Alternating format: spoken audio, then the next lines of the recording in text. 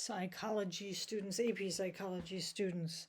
I want to talk to you a little bit about using different AI assistants in this course specifically. All right, so I'm kind of joking here around a little bit that AI assistants make my life easier and better, right? And of course, the answer to this question is both yes and no, depending on the context and how you're using it, right? So, first, I want to tell you all the reasons why I think you'll learn more if you don't use them. But at the same time, they can help assist in practice and with learning and memory if used correctly. And I'm not 100% certain that students can use them correctly. And I'll kind of go through that why. And it's just a matter of like what you know, and being so new at something often means that you think you might know a lot because you don't understand what you don't know. And this is actually called the Dunning-Kruger effect. It's been studied in psychology that the beginners often have a lot of confidence that they know a lot. And as they start to learn more, they drop the confidence. And even as somebody becomes an expert in a topic, they still never have the same amount of confidence that a beginner has. And so you can see that this might pose a problem because you don't know what you know and you don't know. And we're going to talk a little bit about, does the AI know when it's wrong, or is it programmed to just give you answers? So let's kind of talk about this. Let's break it down of why I wouldn't use it, and if I am, how might I maybe use it as safely as possible. All right, first, what's the College Board say about it? Right? It says, what is acceptable use of AI? Students can use for exploration of potential topics of inquiry, initial searches for sources of information, confirming their understanding of complex checking their writing, but not rewriting for grammar and tone. Students must read primary and secondary sources directly, perform their own analysis and synthesis of evidence, and make their own choices on how to communicate effectively, both in writing and presentations. Students may not use AI tools to write or create the assignments for them. It remains a student's responsibility to engage deeply with credible, valid sources and integrate diverse perspectives when working on performance tasks. Students must complete interim checkpoints with their teachers to demonstrate genuine engagement with the tasks. All right, and on top of it, you're preparing for an exam where you won't have AI to help you at all, so I wouldn't get in the habit of using it to answer questions directly. All right, so we're going to talk a lot this year on memory, but why wouldn't I use it? Because it doesn't make things hard for you. All right, when we use our memory, when we work it out, it builds itself just like muscles. And interestingly enough, when we go through things that are a little bit scary or hard, like I'm taking a test and all of a sudden I don't know the answers, that feels a little bit scary, then we build our memory. But if we find something that's a little bit scary and then we say, oh, I don't know this, I'm going to go look it up right away, then we never put ourselves in the scary situations and we never really build our memory. And we really intuitively get this when it comes to muscles, right? So as a joke, I asked the AI to create this image. It's fun to have it create things in these ways, right? I said something like, give me somebody who thinks that they can watch the computer work out, right? He's got his protein shake, but he's scrawny. He's never going to build muscles by staring at his screen. And you're never going to build muscles in your brain by having the AI do things for you, right? Easier, not necessarily better.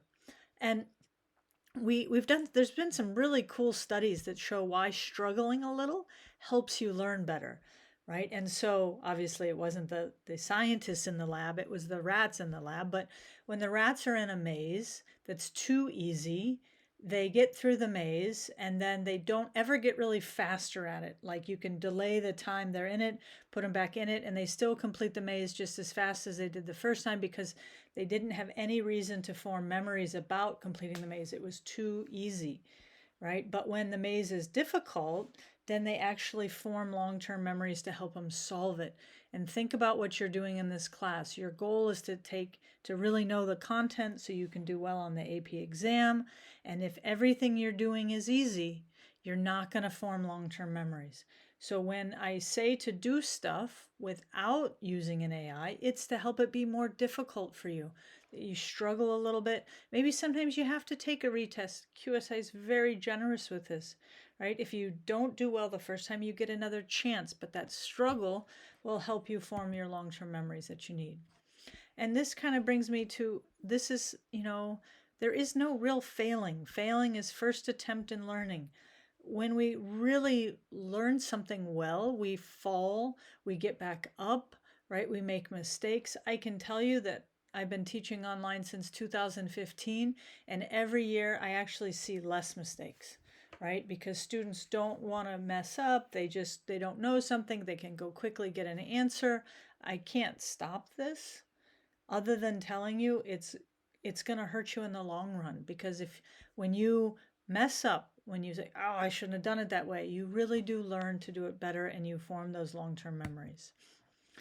All right, the other thing I've really noticed is I get a lot less questions, right? And this is a bummer for me because I enjoy answering your questions. I like interacting with students. I'm here to be the person you come to when you need help, right? And mostly what I know is happening is that students are asking different AIs to explain things. And you know what? If I'm sleeping and you don't want to wait to get an answer, I can see the use of this. But why AI can sound so sure and be so wrong is because they're programmed to give you an answer, right? They're not programmed to say, well, I'm not exactly sure about that. They search through the information they can find quickly and they tell you, they summarize it, right? They take, here's all the data, here's what you got, right? But there's been times when I know they don't know that they're right. Or, for example, I had a math student who used the AI to make a quiz, and she was giving a presentation, and then she gave us this quiz question that she didn't write,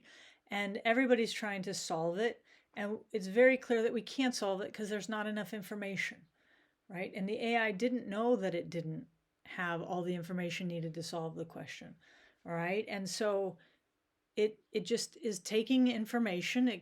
It's amazing what it can do. It can go through the whole web, right? Whatever it's programmed to look at, and it can spit it out, but it's not going to tell you, right, whether or not it could be wrong. All right, so that's all my reasons why I wouldn't use it. Now, if you want to learn and practice interacting with it, because I think it's going to be part of our lives and I interact with AIs, it's how do I ask the right questions of it? Knowing that maybe sometimes you still want to come back to me and say, this is what it says, but I'm not sure. Does this sound right? And this is where I was talking about the Dunning-Kruger effect at the beginning, because if the AI doesn't know if it's wrong and you don't know if you're wrong, then we come up with a problem. When I interact with the AIs, I have some expertise and I kind of know what I want it to help me do, right? Like if I'm trying to I make this video and then I can have the AI create quiz questions for this video. I know what I've said. I know what I want the answers to be, right? And I can edit it fairly quickly because I have some expectation of the final result.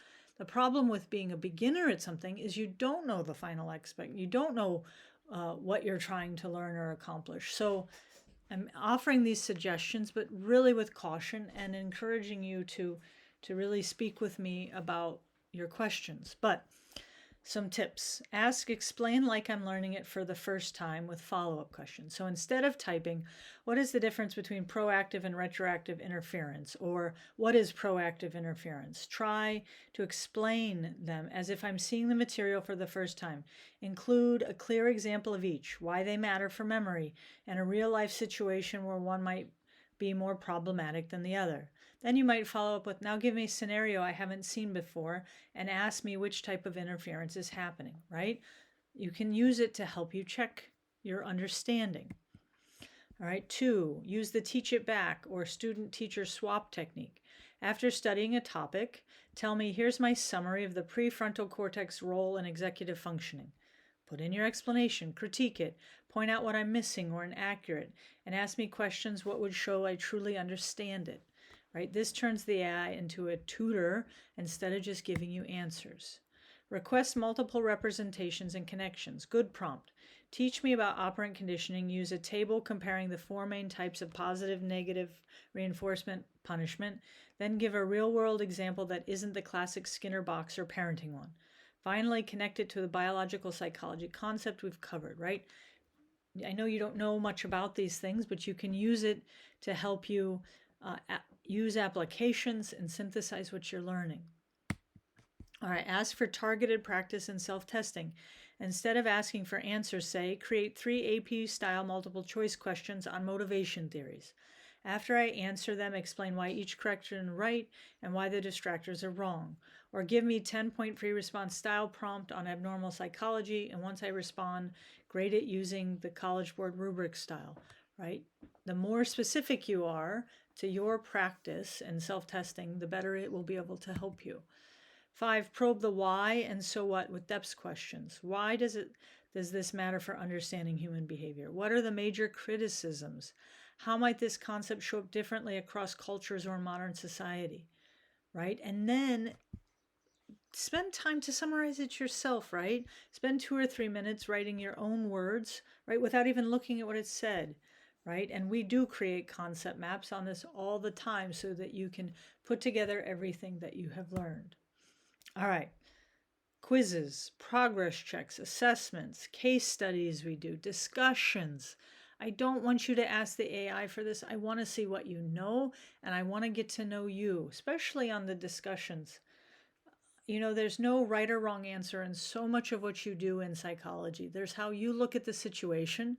And I can tell you that every year I get less different answers, right? Not right or wrong answers, less different answers, because the AI spits out the same thing to everybody, and that doesn't have anything to do with your experience. So my expectation is you're not using the AI for this. And if I really feel that you're not doing the progress checks or assessments without using AI or without searching up, then you will take it with a monitor. And for me to grade stuff, I need to know that somebody watched you take it. If you have a hard time making mistakes, you just can't, it's so hard for you to make a mistake, then have somebody watch you take assessments. Just do it because you know that when you take the AP exam, you're not going to be able to look up anything. All right. And it really helps if you think of me more as a mentor than a teacher, right? My own children think of their teachers as somebody who's kind of out to get them, right? My kids go to a Hungarian public school, and some of the teachers they really view, oh, they're so strict, and they don't see them as on their side. I want you to see that I'm here giving you direction. I'm helping provide your training. I will support you. If you feel overwhelmed, tell me. I'm here to help. I'll push you when you're not working. You're going to hear from me. I will help remind you of your goals all of the time, and together we will help you be successful. All right, I'm here to help you. I'm not here to catch you. I cannot possibly go through and check everything somebody submits to see, right? When something sounds too good to be written by a high school student, I tend to check it to try to not catch you, but to help support you and really train you in not doing that, because your goal is to take the AP exam and you won't have the AIs to help you.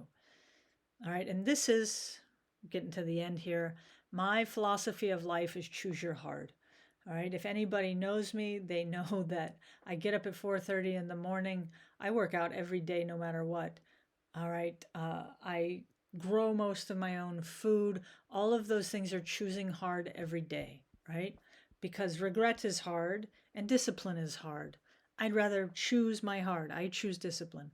Pleasing everyone is hard. Pursuing what you love is hard. Choose your hard. Indecision is hard. Trusting yourself is hard. Choose yours. Suffering is hard. Asking for help is hard. Choose yours, right? Ask me for help. I'll be here for you. Dealing with illness is hard. Adopting a healthy lifestyle is hard. Choose your hard. Oh, I left math in here for math, but doing your psychology work on your own is hard. Feeling lost later or doing poorly on the AP exam is hard. So choose which hard you want. All right, that's it for me today. Please do your own work, right? Please do your thinking, struggle a little bit. It'll help your memory. And I think you'll get more out of the class the more you interact with me. All right, thank you very much. Have a great day.